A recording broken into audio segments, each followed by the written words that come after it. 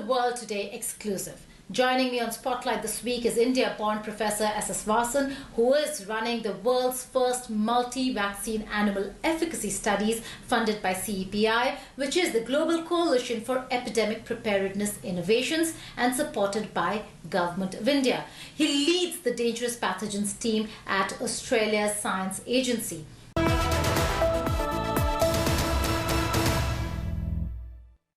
Many thanks for joining us, Professor Vasan. It's a pleasure, Geeta ji. Let me begin by asking you to explain as to how exactly the preclinical trials that you're conducting are really taking place. We know you've had a lot of breakthroughs, but what is the preclinical research that you and your team is involved in?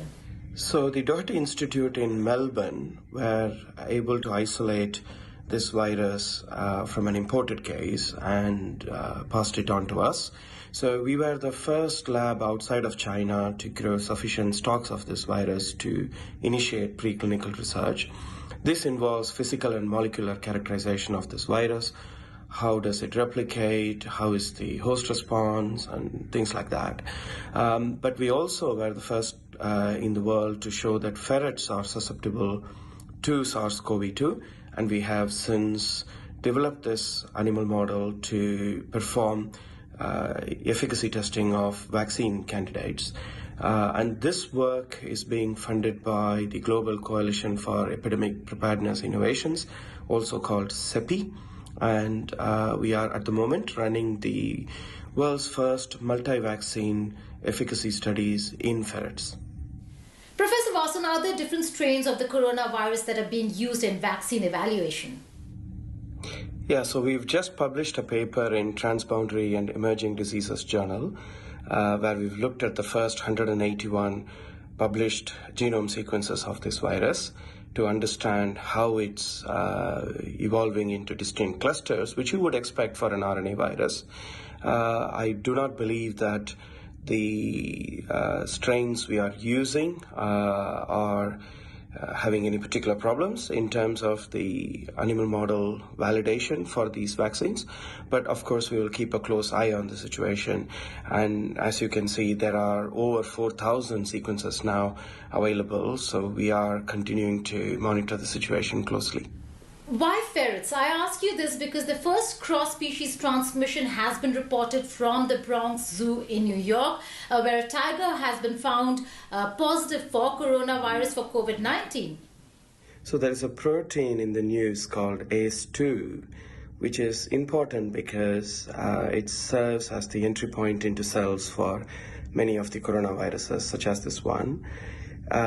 So if you look at the 5 residues on this protein, which are important for receptor binding, and you see that ferrets and actually tigers, as it turns out, have many of the appropriate amino acids in the right locations. So what you say is not surprising. However, you would agree with me, it's easier to work with ferrets than with tigers. But there's a more important reason why we have used ferrets, because the lung physiology of ferrets closely mimics the human situation. So it's a widely used model for respiratory infections such as influenza. I believe, Professor Vasan, you're about to start clinical trials, but then that always brings to fore the question of should scientists infect healthy people with the coronavirus to test vaccines? So the CSIRO does not conduct any human clinical trials. Those are conducted by the developers of the various vaccines. There are known to be over 115 vaccine candidates under development, of which 8 are funded by CEPI, which I mentioned earlier. And of those 8, 3 of them have entered phase 1 clinical trials in humans. And the first one is Moderna, and the next is Inovio, and the third is Oxford. And we are evaluating in animal models the Inovio and the Oxford candidate.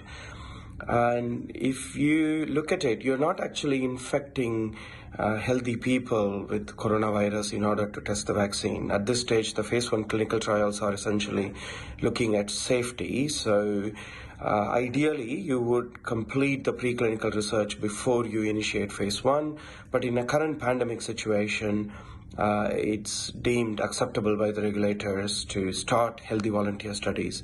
However, for these vaccine candidates to proceed to the next phase 2 and phase 3 clinical trials, which is where you will be testing for efficacy in humans, you will require the animal efficacy data in conjunction with the phase 1 data, which is why the trials which we are conducting here, and indeed there will be other laboratories which will be looking at other animal models, will be absolutely critical for the data package that will go into seeking the phase 2 approvals. What are some of the key research questions you're trying to answer with your multi-vaccine studies, Professor Vasan? Are you in touch with scientists in other parts of the world working on similar projects of developing a vaccine? So vaccine development efforts in the modern world are not any one person's endeavor. It's by definition collaborative.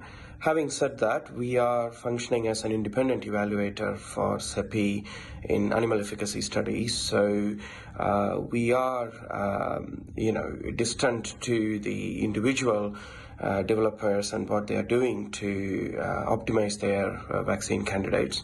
Having said that, we are supporting the University of Queensland's vaccine in scale-up through the CSIRO manufacturing.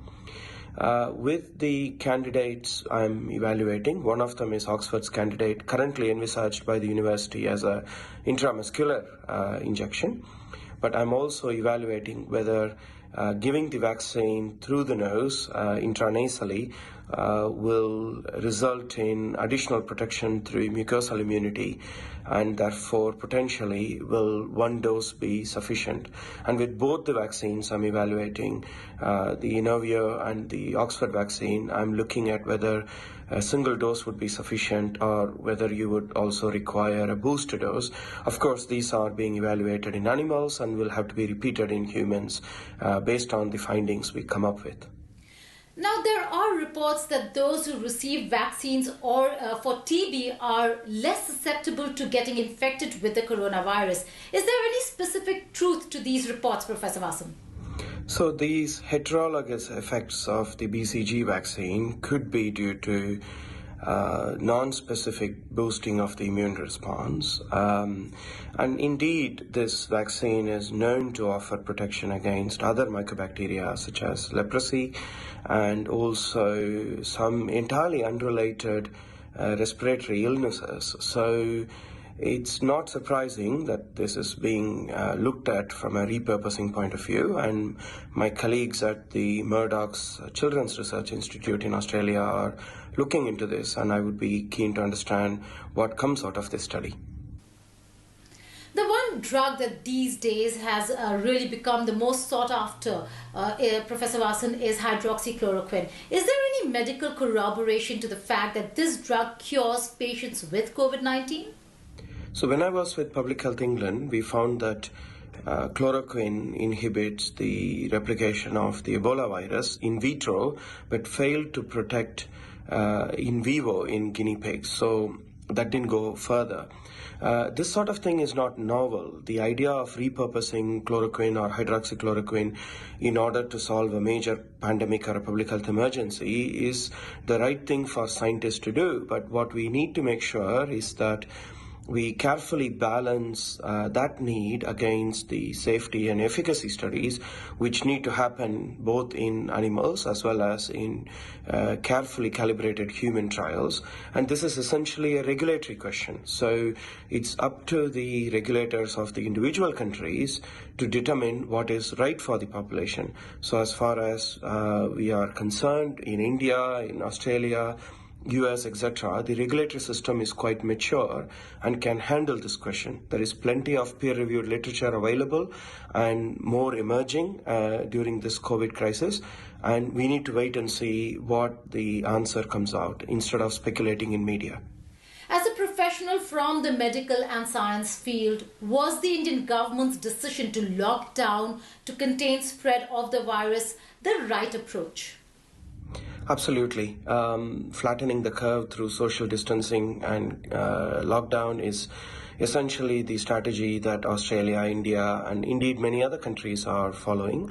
And the Indian government has been widely praised by the international community and the WHO for showing a decisive leadership in terms of trying to manage this crisis, especially because India, with its very large population, can't afford to have a very large number of deaths over a short period of time. And it's the responsibility of every citizen to make sure that we do our part in handling this crisis. Finally, Professor Vasan, you are Dangerous Pathogens Team leader at CSIRO. That sounds ominous. What kind of pathogens does your team work with, and how do you protect yourselves? Yes, so the facility I work for, the CSIRO Australian Centre for Disease Preparedness, which was previously called the Australian Animal Health Laboratory, it's the world's largest operational PC3, PC4 complex where we can conduct studies with small and large animals on a range of zoonotic pathogens under near GLP conditions. Now, what we mean by PC3, PC4 is the physical containment 3 and 4, which map to the biosafety level 3 and 4 containment. So these are the highest containment you can imagine. So we work with a range of pathogens, Ebola, Nipah, Hendra, and so we have been involved in the forefront of development and evaluation of countermeasures, and this is something which we do for our job, and we take obviously adequate precautions, and it's one of the safest places to work and make a difference. Many thanks for joining us on World Today, Professor Vasan. It was indeed a pleasure. Wishing you success from here in India in coming up with a solution to contain this global pandemic. Thank you. An important takeaway from the interview is that lockdown was essential to flatten the curve. It is the TINA factor that applies here. There is no alternative but social distancing. With that, we slip into a short break. On the other side, we'll speak about the COVID war over dominance and survival.